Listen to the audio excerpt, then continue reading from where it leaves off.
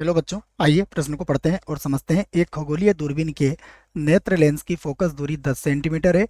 दूरबीन की लंबाई 1 मीटर है और इसे सामान्य समायोजन के लिए तैयार किया गया है। अभिदर्शक लेंस की फोकस दूरी तथा इस स्थिति में दूरबीन द्वारा उत्पन्न कोणीय आवर्धन निकालें। तो दो बातें हमसे पूछी गई है, दोनों ही बातों के जवाब हमें देना है। प्रश्न को हल करने से पहले हम लिख लेते हैं प्रश्न के लिए मुख्य अवधारणा। तो प्रश्न के लिए मुख्य अवधारणा जिसकी सहायता से हम इस प्रश्न को हल करेंगे। मुख्य अवधारणा में हम प्रश्न से संबंधित दो सूत्रों को लिखने वाले हैं बच्चों, जिसमें पहला सूत्र आप लिखें सामान्य समायोजन के लिए एल बराबर क्या होता है हमारे पास। एल बराबर होता है F not plus F E. ठीक है, तो एक तो ये सूत्र आपको याद रखना है, यहाँ पर एफ ई लिखना है बच्चों। ठीक है, तो यहाँ पर देखिए एफ ई क्या होता है, नेत्र लेंस की फोकस दूरी होती है, और एफ नॉट क्या होता है, अभिदर्शक लेंस की फोकस दूरी होती है। ठीक है बच्चों, तो ये बात याद रख सकते हैं। और दूरबीन की लंबाई यहाँ पर एल से व्यक्त की गई है, तो ये जानकारी आपको होना चाहिए।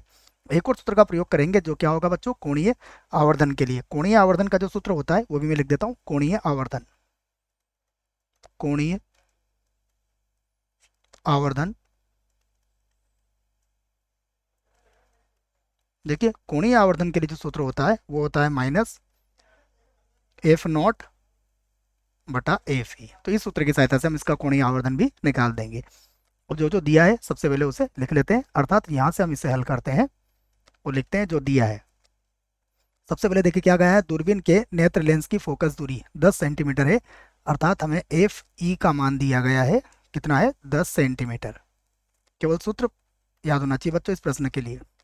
उसके बाद अगर एल की बात करें तो एल कितना दिया गया है हमें, ये दिया गया है 1.0 मीटर, और चूंकि ये सेंटीमीटर में है तो इसे भी हम सेंटीमीटर में बदल देंगे, अर्थात 100 का गुणा कर देंगे तो ये हो जाएगा 100 सेंटीमीटर। अब हम लिख लेते हैं यहाँ पर सामान्य समायोजन के लिए। तो सामान्य समायोजन, सामान्य समायोजन के लिए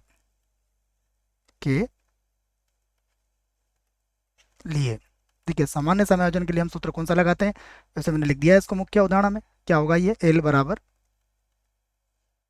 F not plus F E.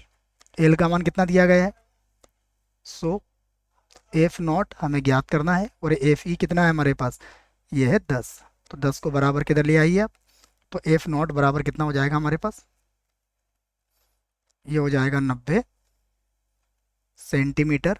और ये क्या होगा, हमारे प्रश्न का उत्तर होगा। अब पुनः क्या पूछा गया है हमसे, लिख लेते हैं इसको भी, कोणीय आवर्धन, कोणीय आवर्धन।